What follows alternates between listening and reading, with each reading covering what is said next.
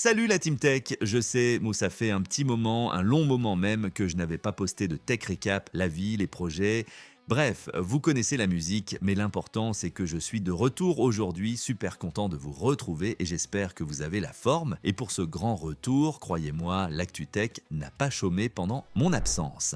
Alors, au programme aujourd'hui, grosse news pour les fans de loot, un deep dive sur Borderlands 4 qui nous révèle plein de détails croustillants sur les classes, le gameplay et l'histoire. Le feuilleton Fortnite contre Apple connaît un nouveau rebondissement. Pour les joueurs Linux et les possesseurs de Steam Deck, on parlera de Proton 10 qui arrive en bêta. Est-ce qu'OpenAI pourrait racheter Chrome? On décortique cette rumeur folle issue du procès antitrust de Google, Intel et sur tous les fronts, des drivers qui boostent les perfs des GPU mobiles, des rumeurs sur de futurs CPU gaming Bartlett Lake, des détails sur Panther Lake, des innovations sur le refroidissement liquide intégré et les futurs nœuds de gravure 14A. TSMC ne chôme pas non plus avec une nouvelle usine aux US et une roadmap packaging ambitieuse. Et bien sûr, le plat de résistance pour beaucoup, un déluge d'infos et de rumeurs sur les cartes graphiques, des baisses de prix sur la RTX 5070, des rumeurs sur les RTX 50 Super, un aperçu de la RTX Pro Blackwell, des nouvelles sur la mémoire GDDR7 et enfin du côté d'AMD le lancement de la RX 9070 GRE en Chine et des news sur la future RX 9070 XT. Ça fait beaucoup de choses, hein? Accrochez-vous, c'est parti!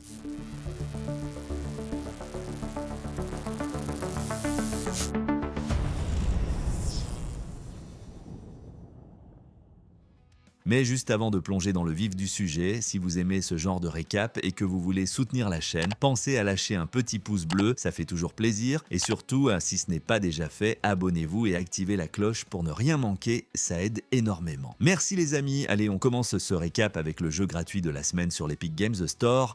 Cette fois-ci, on met le cap sur les étoiles avec Super Space Club. Attention, il est gratuit uniquement jusqu'au 8 mai à 18h, donc ne traînez pas. Super Space Club, c'est un jeu de tir spatial qui mélange arcade et ambiance lo-fi super chill. Oubliez les shooters spatiaux ultra stressants, ici le but est de défendre une galaxie très colorée contre des vagues de vaisseaux ennemis, le tout rythmé par une bande-son relaxante, typée chill hop, composée par le duo Fat Bard. C'est une sorte de shooter sans fin où vous pilotez votre vaisseau avec un système de propulsion basé sur la physique, ce qui demande un petit temps d'adaptation mais ajoute une touche sympa. Vous pourrez choisir parmi différents pilotes, vaisseaux et armes pour trouver votre style de jeu préféré et affronter des vagues d'ennemis de plus en plus coriaces tout en remplissant des objectifs et en gérant votre énergie.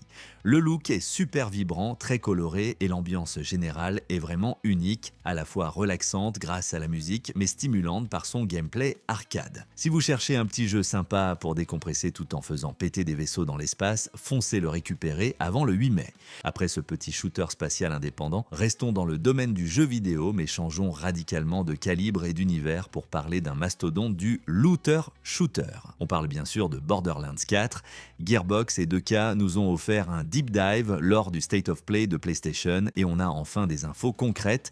On connaît maintenant le nom de 2 des 4 nouveaux chasseurs de l'Arche, Vex, la sirène, et Rafa, le soldat. Vex utilisera les pouvoirs typiques des sirènes pour invoquer des sbires et manipuler les ennemis, tandis que Rafa, un ancien soldat de Tediore, possède un exo-costume expérimental lui permettant de matérialiser des armes énergétiques, y compris des lames pour le corps à corps.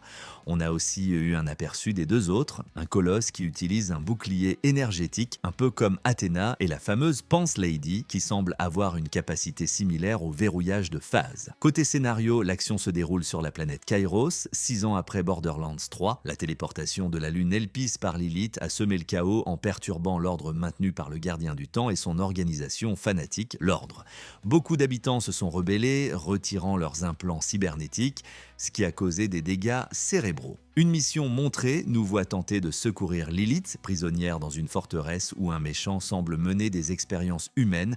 Le gameplay a été sérieusement remanié, la mobilité s'est grandement améliorée avec la possibilité de dasher, double sauter, planer, utiliser un grappin et grimper. On aura aussi de nouveaux véhicules façon Podracer. Côté armes, 8 fabricants sont confirmés. Les classiques Jacobs, Maliwan, Vladov, Tediore, Torg et 3 nouveaux, Order, Tir chargé, Reaper, Gros cadence de tir, et Daedalus, fiable multi-munitions. Pas de mention d'Hyperion, c'est intéressant. L'Echo 4 est maintenant un petit drone flottant qui vous suit. Le système de loot a été revu avec des pièces d'armes mixées aléatoirement, des améliorations d'armes spécifiques aux fabricants et des taux de drop ajustés pour que les légendaires soient vraiment rares et excitants à trouver. Chaque chasseur aura 3 compétences d'action avec leur propre arbre de compétences pour plus de personnalisation. Il y aura aussi des rêve kits pour se soigner et obtenir des buffs temporaires en plus du mode Fight for Your Life. Bref, ça s'annonce encore plus fou et dynamique que Borderlands 3. Après cette immersion dans l'univers déjanté de Borderlands, on change complètement de décor pour parler d'une affaire judiciaire qui fait grand bruit. Accrochez-vous, car on passe un énorme rebondissement dans la saga judiciaire Epic Games contre Apple. Après des années de bataille, une juge fédérale aide à statuer qu'Apple était en violation délibérée d'une injonction de 2021 qui devait permettre aux développeurs d'utiliser des systèmes de paiement alternatifs. La juge Yvonne Gonzalez-Rogers n'a pas mâché ses mots, accusant Apple d'avoir mis en place un plan pour contrecarrer les objectifs de l'injonction avec des commissions toujours élevées, 27% même hors App Store, et des écrans d'avertissement conçus pour décourager les utilisateurs. Elle parle même d'une dissimulation évidente et accuse un vice-président d'Apple d'avoir carrément menti sous serment. Ajoutant que Tim Cook a mal choisi en décidant de ne pas se conformer, les mots sont extrêmement forts, la juge parle d'une violation claire et convaincante et a même renvoyé l'affaire au procureur pour déterminer si des poursuites pénales pour outrage au tribunal sont appropriées. Elle insiste, ceci est une injonction, pas une négociation, il n'y a pas de seconde chance, le tribunal ne tolérera pas de nouveaux retards. Suite à cette décision fracassante, Tim Sweeney, le PDG d'Epic, a annoncé qu'ils allaient tout faire pour ramener Fortnite sur l'App Store iOS la semaine prochaine aux États-Unis. Cette version proposerait à nouveau le choix entre le paiement via Apple et le paiement direct Epic, moins cher. C'est exactement ce qu'Epic avait fait en 2020 avant d'être banni. Apple a déclaré être en désaccord et vouloir faire appel, mais devra se conformer en attendant. C'est une victoire majeure pour Epic et potentiellement pour tous les développeurs sur iOS. L'affaire est loin d'être terminée, mais c'est un sacré coup de théâtre. Bon, on laisse les GAFAM et les tribunaux de côté pour revenir au monde du PC et du gaming, plus précisément pour les utilisateurs de Linux et de Steam Deck. Proton 10.0 est arrivé en version bêta 10.0-1. Pour rappel, Proton, c'est cette couche de compatibilité développée par Valve qui permet de faire tourner des jeux Windows sur Linux via Vulkan et c'est le cœur du SteamOS du Steam Deck. Cette nouvelle version bêta intègre les dernières avancées, notamment Wine 10.0, DXVK 2.61 et VKD3D Proton 2.14.1. Concrètement, ça veut dire quoi? Eh bien, plusieurs jeux qui nécessitaient auparavant la branche expérimentale de Proton fonctionnent maintenant avec la bêta officielle.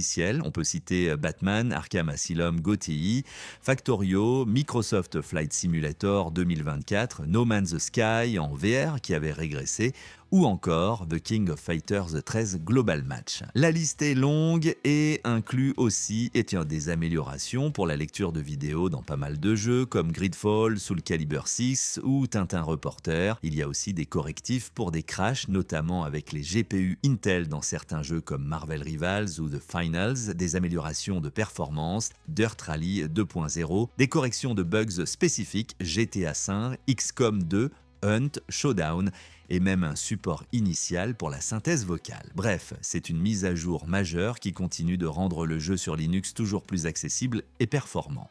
Si vous êtes concerné, n'hésitez pas à tester cette bêta. Restons dans le logiciel, mais avec une perspective beaucoup plus stratégique, voire un peu folle. Vous savez que Google est en plein procès antitrust pour monopole sur la recherche.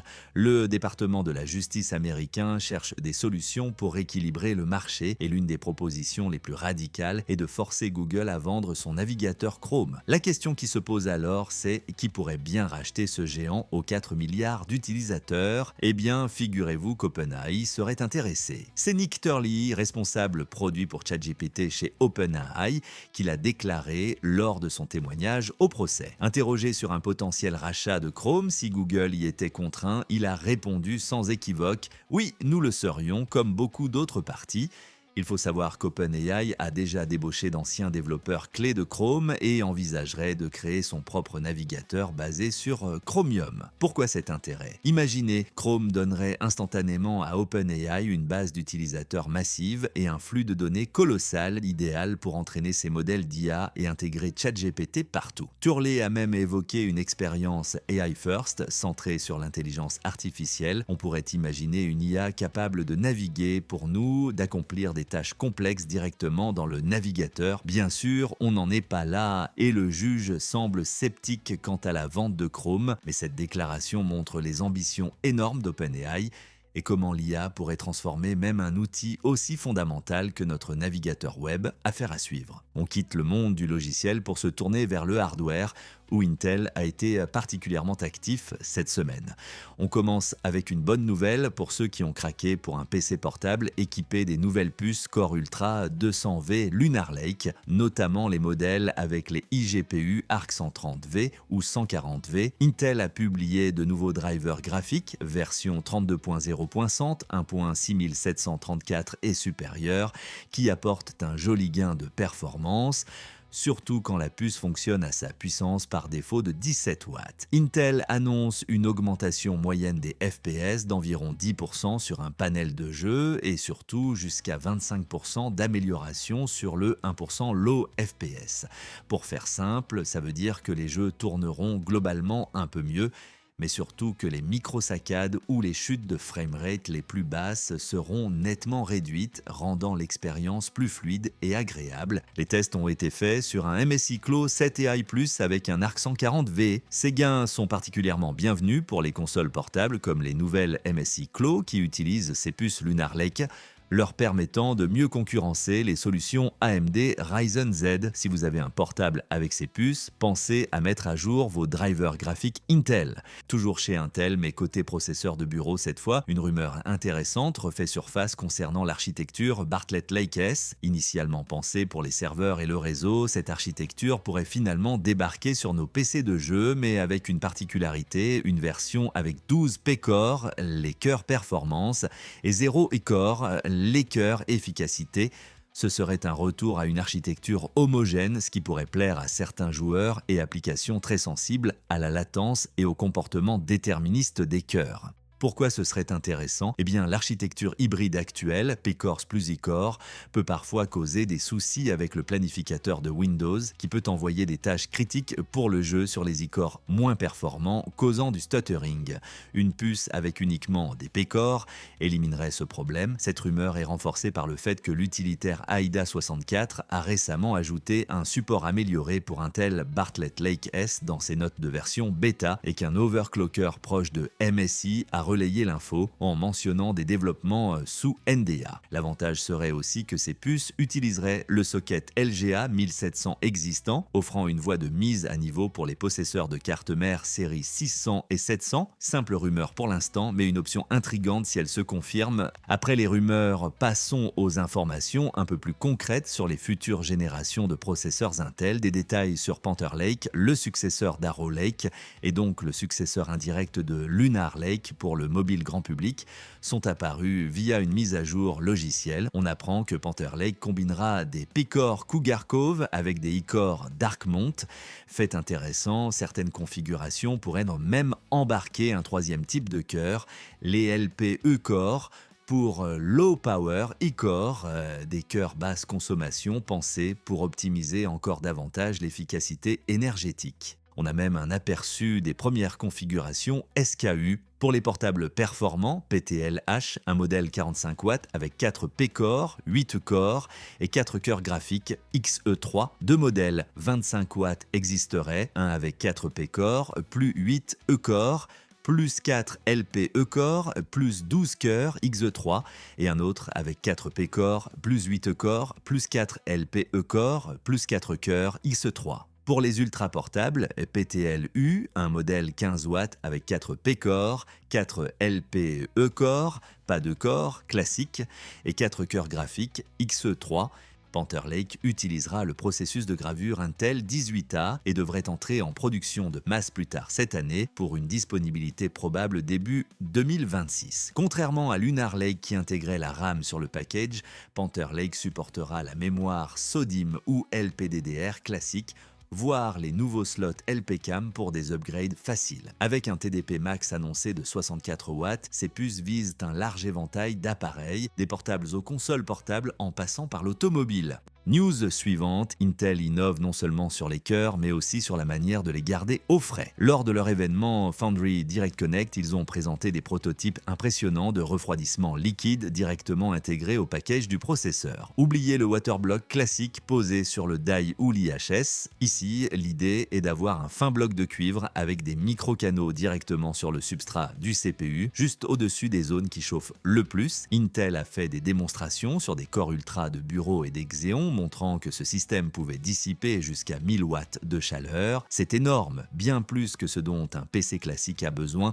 mais c'est crucial pour les serveurs d'IA, le calcul scientifique ou les stations de travail ultra puissantes. L'avantage est de réduire drastiquement la résistance thermique entre le silicium et le liquide de refroidissement. Intel parle d'une amélioration d'environ 20% par rapport à un waterblock standard sur un die délidé. Ça demande une co-conception très poussée entre la puce et le système de refroidissement, mais vu la densité et la consommation des futures puces, cette technologie pourrait devenir essentielle. Et pour fabriquer ces puces toujours plus performantes et denses, Intel continue de pousser la finesse de gravure. Après avoir confirmé que le nœud 18A avec transistor RibbonFET et alimentation par l'arrière PowerVia était en bonne voie pour une production en volume cette année, ils ont levé le voile sur le suivant, Intel 14A, prévu pour 2027. Ce nœud utilisera la deuxième génération de RibbonFET, une version améliorée de l'alimentation par l'arrière appelée PowerDirect et la lithographie EUV à haute ouverture numérique High NA EEV.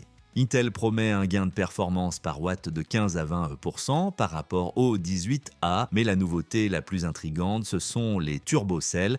Ce sont des bibliothèques de cellules standards spécialisées qui permettront aux concepteurs de puces de mélanger des cellules très haute performance et des cellules très basse consommation au sein d'un même bloc logique. L'idée est de pouvoir pousser les fréquences maximales sur les chemins critiques, comme pour le CPU ou le GPU, sans faire exploser la consommation globale. C'est une approche fine pour optimiser la vitesse, la puissance et la surface de la puce. Intel a déjà distribué les outils de conception PDK pour le 14A à ses partenaires. La course à la finesse de gravure continue, mais pour concevoir des puces aussi complexes sur ces nouveaux nœuds, il faut des outils de conception et de vérification de pointe. C'est là qu'intervient la collaboration avec des entreprises comme Siemens Digital Industries Software.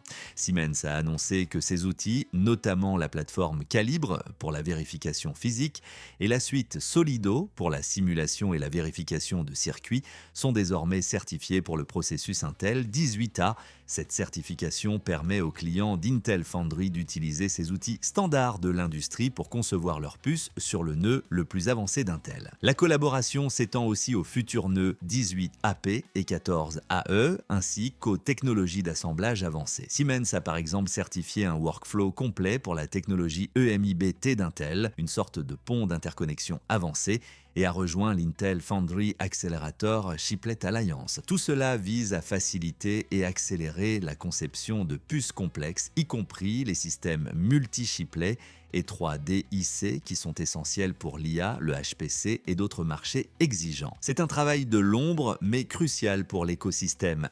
Pendant qu'Intel développe sa propre fonderie, le leader incontesté du secteur, TSMC, ne reste pas les bras croisés. Aux États-Unis, après avoir obtenu les permis nécessaires, TSMC a discrètement commencé la construction de sa troisième usine de production à Phoenix, en Arizona. Cette usine sera dédiée à la production de puces de pointe gravées en 2 nanomètres.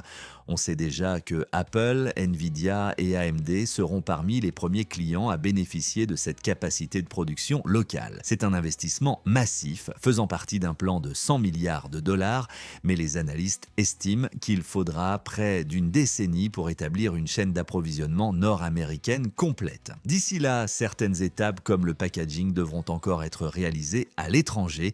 Et justement, en parlant de packaging, TSMC a aussi dévoilé sa roadmap pour les années à venir lors de son symposium technologique.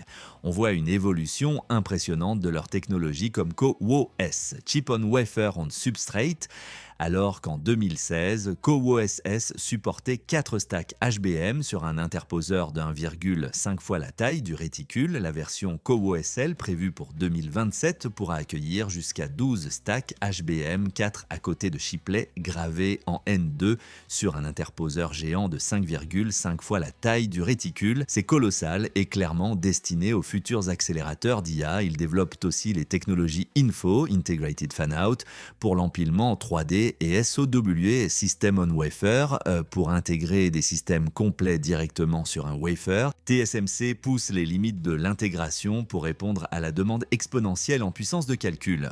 Bon, après ce tour d'horizon des fonderies et des CPU, passons à ce que beaucoup d'entre vous attendent, les cartes graphiques. Et on commence avec une petite nouvelle qui fait plaisir au portefeuille, du moins pour nous en France. La GeForce RTX 5070, lancée en mars dernier, voit déjà son prix baisser, alors que son prix de lancement officiel en Europe avait déjà été ajusté de 649 € à 629 € par Nvidia, notamment à cause du taux de change euro-dollar. Le revendeur français, Grosbill, la propose actuellement à 569 €. Ça représente une baisse de 12% par rapport au prix initial de 649 € et même 9% par rapport au prix ajusté de 629 €. C'est une excellente nouvelle pour cette carte qui se positionne sur le segment milieu de gamme supérieure. On avait déjà vu des baisses similaires en Allemagne autour de 589 €, donc la tendance se confirme. Clairement, le prix de lancement était peut-être un peu trop élevé et on peut s'attendre à d'autres ajustements, surtout quand la RTX 5060 et les concurrentes d'AMD comme la RX 9060 XT arriveront sur le marché. Restons chez Nvidia avec une nouvelle mise à jour de driver, mais attention, c'est encore un hotfix. Décidément, avec la série RTX 50, les drivers Game Ready stables semblent souvent nécessiter une petite correction rapide. Cette fois, c'est le hotfix 576.26 qui est basé sur le Game Ready 576.02 qui avait déjà eu un hotfix 576.15. Vous suivez? Ce nouveau hotfix se concentre pas mal sur la série RTX 50 et corrige une liste assez longue de problèmes. On note des corrections de crash dans des jeux comme Black Myth, Wukong, Red Dead Redemption 2, en DirectX 12, Horizon Forbidden West, Dead Island 2 et Resident Evil 4 Remake. Il y a aussi plusieurs correctifs liés aux écrans noirs avec certains moniteurs LG en mode DisplayPort 2.1 plus HDR, scintillement avec le DisplayPort 2.1 à auto de rafraîchissement et des crashs sur écran gris en configuration multi-écran. Si vous rencontrez l'un de ces soucis avec votre RTX 50, ce hotfix est probablement pour vous. Il inclut aussi les 7 corrections du hotfix précédent 576.15, ce qui fait au total plus de 17 problèmes réglés depuis le dernier driver stable. Et pour vous inciter à acheter une RTX 50, Nvidia tente également de vous séduire avec un nouveau bundle jeu. Si vous envisagez d'acquérir une carte graphique haut de gamme de la série RTX 50, sachez que Nvidia offre actuellement Doom The Dark Ages, édition premium, gratuitement. Cette offre est valable pour l'achat d'une GeForce RTX 5070, 5070 Ti, 5080 ou 5090, que ce soit sous forme de carte de bureau ou intégrée dans un PC portable équipé d'un GPU équivalent, c'est-à-dire RTX 5070 laptop GPU ou supérieur. Attention, la RTX 5060 Ti et la 5060 ne sont pas incluses dans l'offre. Le jeu, qui sortira officiellement dans 2 semaines, est offert dans son édition premium, ce qui vous donnera accès au jeu 2 jours avant sa sortie officielle. L'offre a démarré et est valable que jusqu'au 21 mai et vous aurez jusqu'au 20 juin pour utiliser le code reçu. C'est un beau cadeau si vous êtes fan de la franchise Doom et que vous visiez l'une de ses cartes graphiques. Et justement, en parlant de Doom et de cartes graphiques, Asus a dévoilé une édition très spéciale de sa GeForce RTX 5080 ROG Astral, baptisée sobrement Doom Edition, créée en partenariat avec Bethesda pour célébrer les 30 ans de la franchise et la sortie de Doom, The Dark Ages. Cette carte est une pure beauté pour les fans. Elle reprend le design de la Rogue Astral, mais avec une finition verte et des accents dorés inspirés de l'univers du jeu. On retrouve même le logo de la Shield Saw, une arme du jeu, sur l'un des ventilateurs. Asus la qualifie de BFG-PU, un clin d'œil évident au BFG de Doom. Côté spec, c'est une RTX 5080 overclockée d'usine avec un boost clock de 2790 MHz comme le modèle OC Astral classique, 16 gigaoctets de GDDR, 7 à 30 gigabits par seconde. Attention cependant, cette carte ne sera pas vendue seule ni directement par Asus, elle fera partie d'un bundle exclusif vendu sur la boutique de Bethesda qui comprendra également un tapis de souris, une réplique de keycap et un t-shirt aux couleurs de Doom. Le prix du bundle n'est pas encore connu, mais ça s'annonce comme une pièce de collection très limitée et probablement très chère. Cette édition Doom risque d'être aussi difficile à trouver que les RTX 5090 et 5080 classiques dans certains pays. Figurez-vous qu'au Japon, la chasse aux 5090 et 5080 est tellement intense qu'elle crée des tensions sur le marché local. Apparemment, de nombreux touristes, notamment chinois, profitent de leur voyage pour acheter ces cartes très recherchées et difficiles à trouver ailleurs, que ce soit pour les revendre avec un bénéfice ou pour les utiliser, peut-être pour du minage ou de l'IA. Face à cette situation, les grands détaillants d'électronique japonais, en particulier dans des villes comme Osaka, ont d'abord tenté de bloquer les achats en détail pour ces modèles.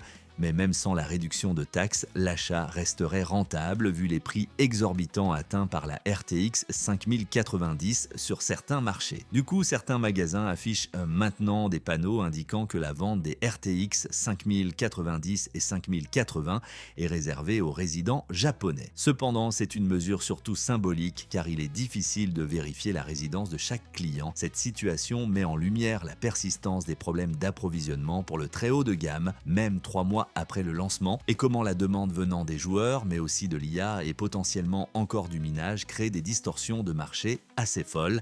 Et si Nvidia préparait déjà une réponse à cette demande et aux critiques sur certaines configurations, des rumeurs insistantes, notamment relayées sur le forum Chippel, évoquent l'arrivée future de variantes Super pour la série RTX 50. Deux modèles sont mentionnés, une RTX 5080 Super et une RTX 5070 Super. La grosse nouveauté viendrait de l'utilisation de modules mémoire GDDR7 de 3 Go au lieu des 2 Go habituels. On a déjà vu ces modules de 3 Go sur la RTX 5090 laptop GPU. Appliqués aux cartes de bureau, cela permettrait pour la RTX 5090 Super, basée sur le GPU GB203 avec un bus 256 bits, elle passerait à 24 Go de VRAM, 8 modules de 3 Go contre 16 Go pour la 5080 classique. Il se murmure d'ailleurs que Nvidia avait initialement prévu 24 Go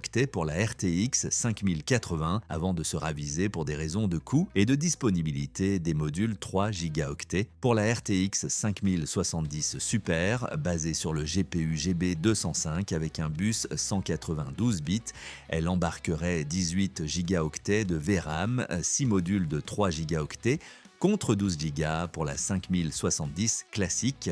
Ce serait une amélioration significative de la quantité de mémoire, surtout pour la 5070. Bien sûr, ce ne sont que des rumeurs pour l'instant, et si ces cartes existent, elles n'arriveraient probablement pas avant la fin de l'année, voire début 2026, car les variantes Super TI sont généralement des rafraîchissements de mi-génération, mais l'idée de voir plus de VRAM sur ces segments est alléchante. Restons sur la mémoire GDDR7 haute capacité avec un aperçu du PCB de la future carte professionnelle Nvidia RTX Pro 6000 Blackwell. Cette carte destinée aux stations de travail est la première de la nouvelle gamme RTX Pro qui remplace l'ancienne dénomination RTX simple, et elle met le paquet sur la mémoire. Elle embarquera 96 Go de GDDR7. Comment? Grâce à ces fameux modules de 3 Go mais placés des deux côtés du PCB avec un bus mémoire de 384 bits probable pour un GPU haut de gamme Blackwell. Cela fait 16 emplacements mémoire, 8 de chaque côté.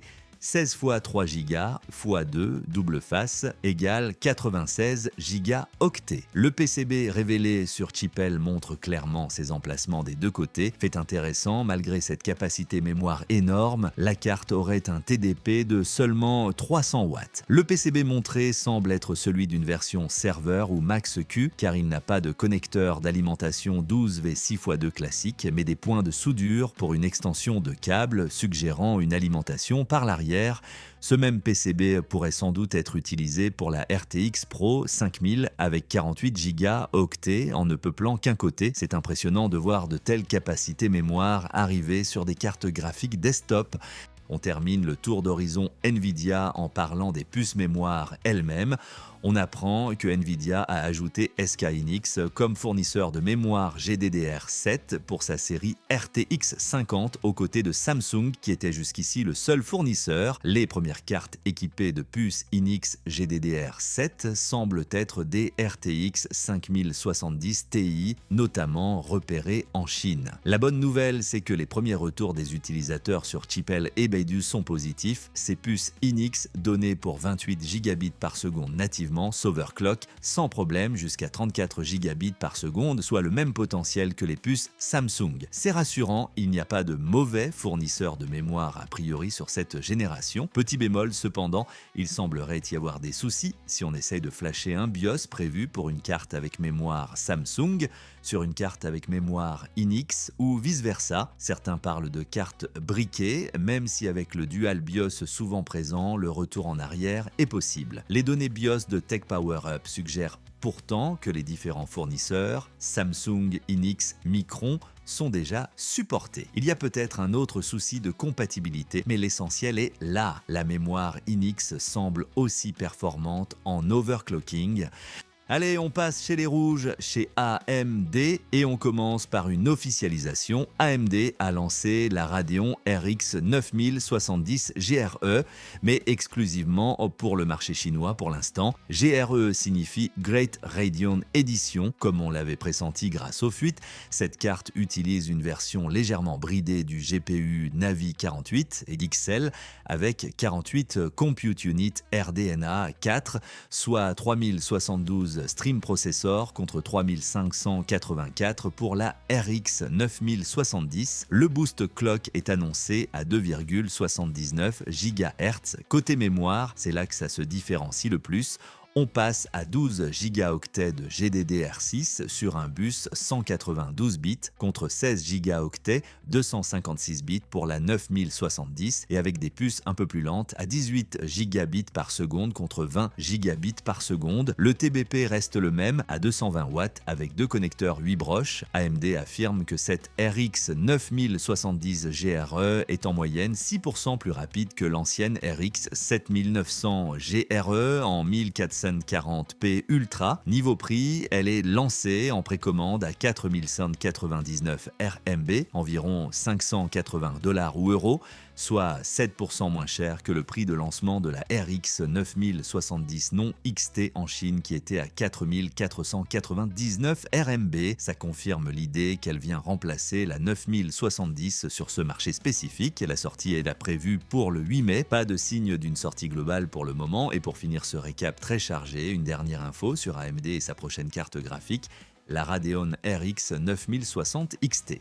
Les dernières informations, notamment du site Benchlife, viennent préciser le calendrier. Oubliez les rumeurs d'une sortie le 18 mai. Il semble maintenant que la carte sera annoncée officiellement le 21 mai lors de la conférence de presse d'AMD qui servira de keynote pour le Computex à Taipei. Cependant, l'annonce ne signifierait pas une disponibilité immédiate. La sortie commerciale de la RX 5060 XT serait plutôt prévue pour juin. Cette carte basée sur le GPU Navi 44 XT est très attendue sur le segment milieu de gamme pour concurrencer la RTX 5060 de Nvidia. Pour rappel, les rumeurs précédentes évoquaient deux variantes, une avec 16 gigaoctets de VRAM et une autre avec 8 gigaoctets. Il y a quelques temps, on pensait qu'AMD allait éviter de faire la même erreur que Nvidia en lançant une carte avec seulement 8 gigaoctets de VRAM, ce qui ne sert plus à grand chose en 2025, mais apparemment ce lancement serait toujours prévu. Pour en avoir le cœur net, il faudra attendre le 21 mai lors de l'annonce officielle. On a hâte de voir ce qu'elle aura dans le ventre et surtout si elle sera proposée au bon prix. Et voilà, c'est tout pour ce Tech Recap ultra dense.